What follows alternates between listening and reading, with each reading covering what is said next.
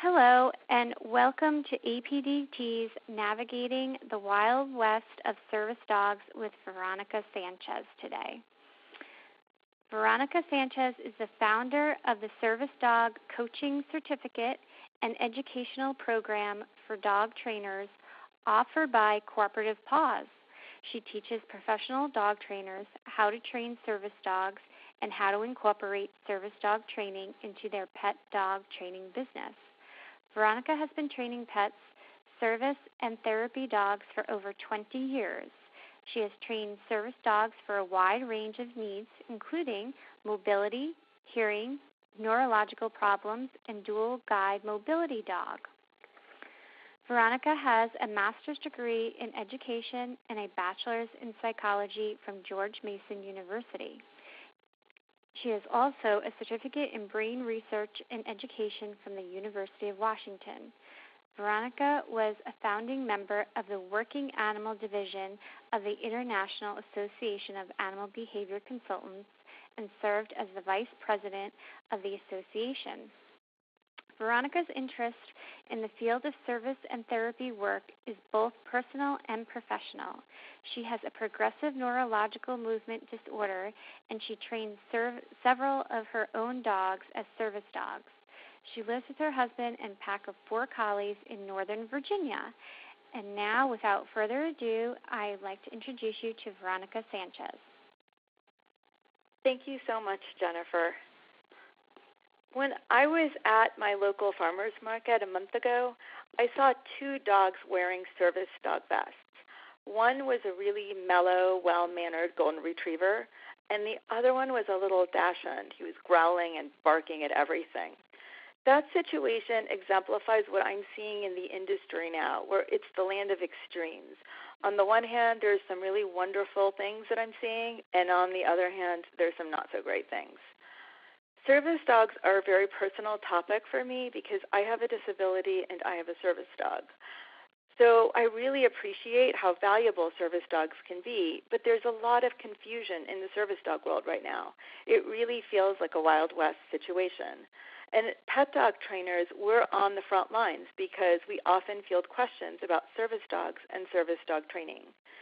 Today, we're going to talk a little bit about what's going on in the service dog industry and sort out some of the terms that in part contribute to the confusion. But first, let's start by looking what's going on. First, service dogs are getting a lot of publicity. It seems almost every day in my Facebook news feed, I'm seeing some sort of a story or another about a service dog. I also see them go in extremes. Some of the stories are wonderful, and they're about things that service dogs are doing to help somebody. And then the other stories that I'm seeing are about fraud in the industry or about programs selling or producing service dogs that aren't really doing the work that they claim they were supposed to be doing. So it's just really all over the place. One of the other things that's going on in the service dog industry is there's just been a huge expansion and understanding of how dogs and how valuable the human-animal bond can be and how dogs can help people. So nowadays, there are just expanding roles for service dogs. If we think about some of the service dogs that are out now, service dogs helping people with diabetes or service dogs working with children or with people with dementia, these are all relatively newer ways that service dogs are helping. And just by expanding the population of people that service dogs can help, we've increased the demand. It used to be that, I get calls a lot from people who want a referral to a service dog program. I used to tell them, here's some great programs, but be prepared that the wait list is usually about 2 years. And people always thought that was a really long time. Well, nowadays, some of the programs that I refer people to, the wait list is so high that they actually have notices on their website saying, sorry, we're not taking any new people for a wait list right now. This high demand has led to a huge growth in owner training, and that is people with disabilities who are training their own dog to help them, and a lot of times they want pet dog trainers to help them out. On the other hand, what's also happening in the service dog world are questionable practices.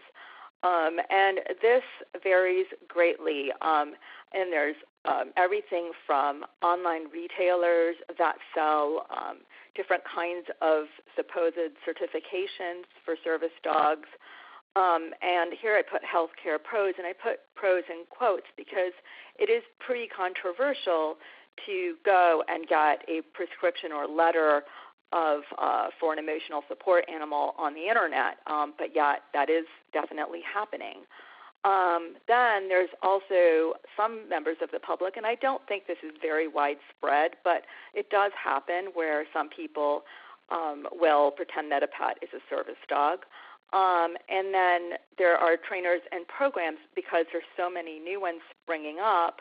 There are some programs that have been in the news for producing service dogs that actually don't do the work, and they've been sued because they haven't done the work that they were supposedly being trained to do. So I think that some of the chaos that's going on is due in part to the very vocabulary. People are really confused about these words. I see the term service dog, therapy dog, and emotional support animal misused all the time. Even in news stories by members of the media, they'll use the wrong term. And I've seen professional pet dog trainers be confused by the term, and of course members of the public. As a matter of fact, just a few days ago, I got a question about for training. Then the person put service dog / therapy dog, and they're not the same thing.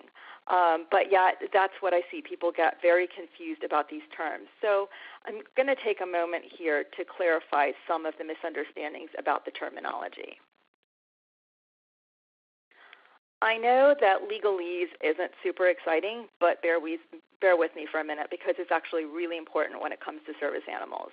So this excerpt here comes from a document produced by the Department of Justice in 2010, and it is basically a clarification of the Americans with Disabilities Act to help clarify that definition for the word service animal. Service animals are defined as dogs that are individually trained to do work or perform tasks for people with disabilities. Examples of such work or tasks include guiding people who are blind, alerting people who are deaf, pulling a wheelchair, alerting and protecting a person who's having a seizure, reminding a person with mental illness to take prescribed medications, calming a person with PTSD, post-traumatic stress disorder, during an anxiety attack, or performing other duties. Service animals are working animals, not pets. The work or task a dog has been trained to provide must be directly related to the person's disability. This last sentence is really important. Dogs whose sole function is to provide comfort or emotional support do not qualify as service animals under the ADA. That last sentence is really important, and we're going to go back to why in just a minute. And again, if you want to find this document, you can find it online. The URL is right there for you. It is the Department of Justice has produced a couple of documents to help people better understand the definition of service animal.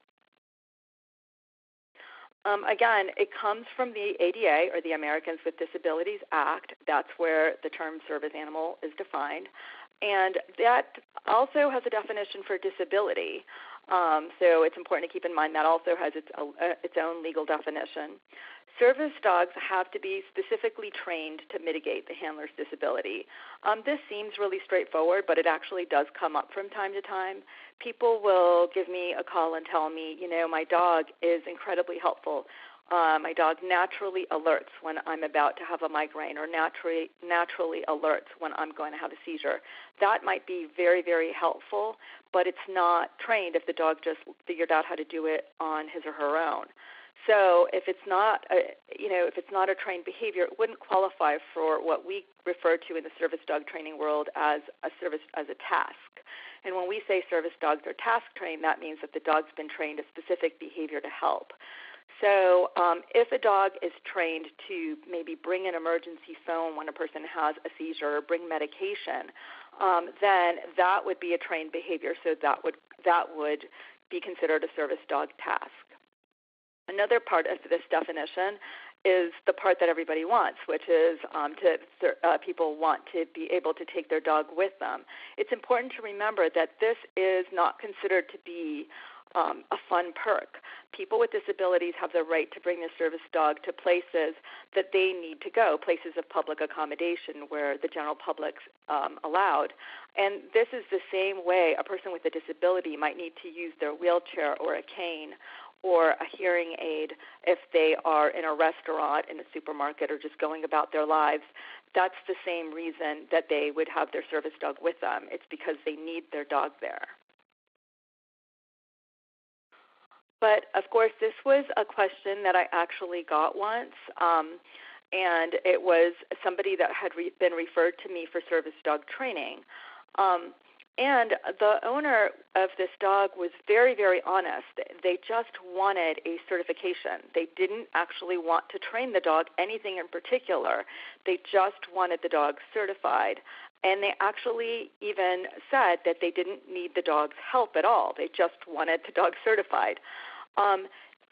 In this case, it turned out the dog had separation anxiety, and they wanted help with that.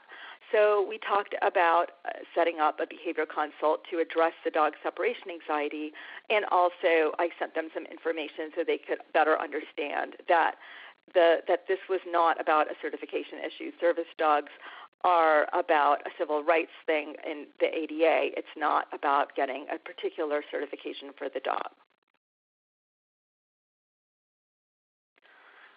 Now, here we have one of my wonderful owner training teams that are practicing having their service dog in training be very well behaved in different locations.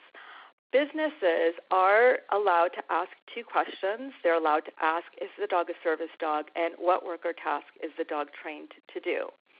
I realize this doesn't sound like much because people often expect there to be more, but I do want to emphasize that that doesn't mean that businesses have to tolerate everything.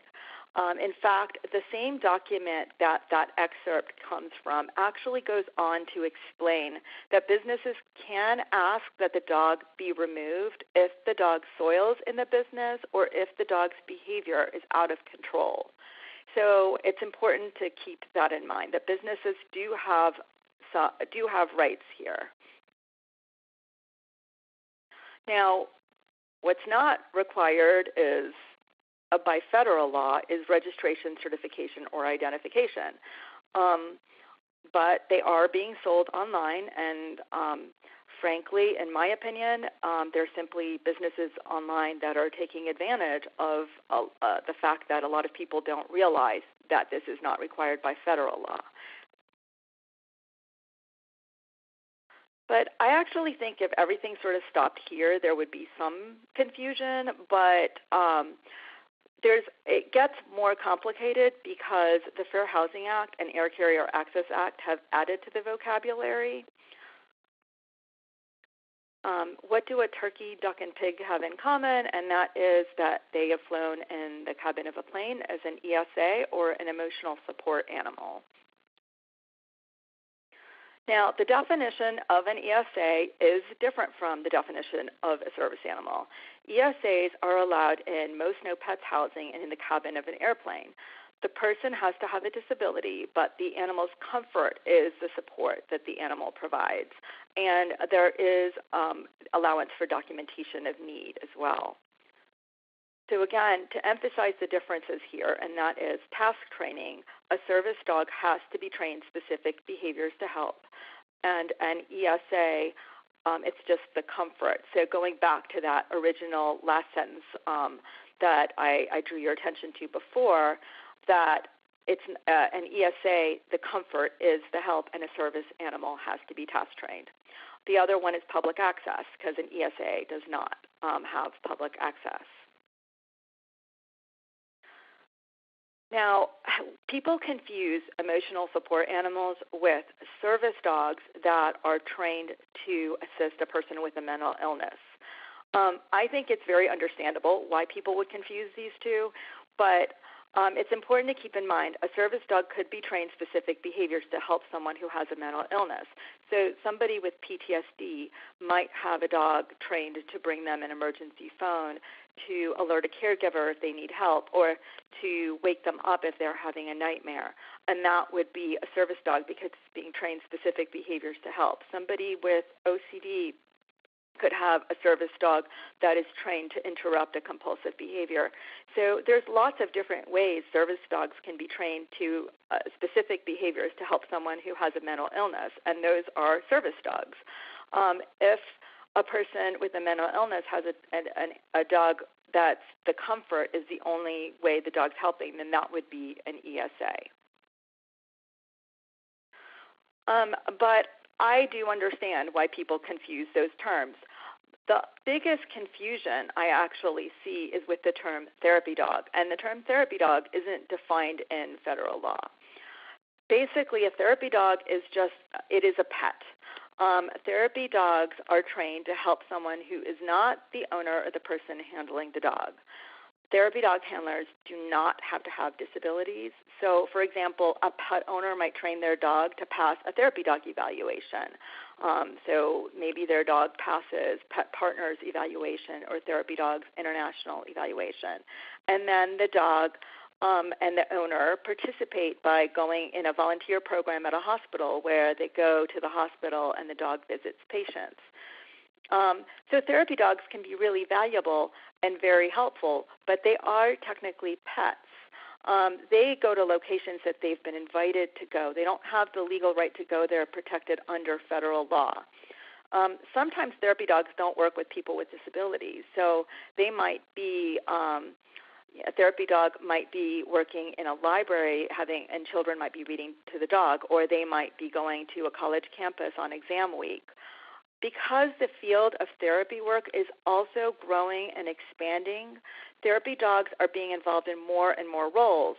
So that adds the confusion because people might see a therapy dog working in an airport or see therapy dogs responding to a crisis like a shooting. But again, it's important to remember that these dogs have passed a specific evaluation and they've been invited to go there. They don't automatically have their public access to these situations. But of course, as a pet dog trainer, this is the question that I will get very, very commonly, and that it doesn't have an easy, quick, one-sentence short answer. So what I do when I get questions like this from members on the public, I will refer them to specific websites with information. And as a pet dog trainer, and I get so many of these, I keep some of these sites bookmarked on my computer, so I'm ready to respond with pointing people to reliable websites with information. The ADA actually has a helpline, and they also have a website. You can put in the search box there, service animal or service dog, and then specific documents relevant to that will come up. The other thing to remember is that these laws can change. I saw some news stories recently that the Department of Transportation might be reviewing the ESA law in regards to access in the cabin of an airplane. So it is possible that that law might be revised and could change. So it's important to stay up to date because all of these fields are changing quickly all the time. Now, as a professional pet dog trainer who works with people with disabilities who are training their own dogs for service work, most of the time, if I'm working with a team, that's not a finished service dog. It is a service dog in training. And you'll notice I haven't mentioned those yet, and that's because they're not mentioned in federal law. States also can pass laws, and every state has their own set of laws. So states often pass laws that will give service dogs in training some kind of public access, and it's usually if they require something, like maybe the dog trainer has to be there with the team or something along those lines.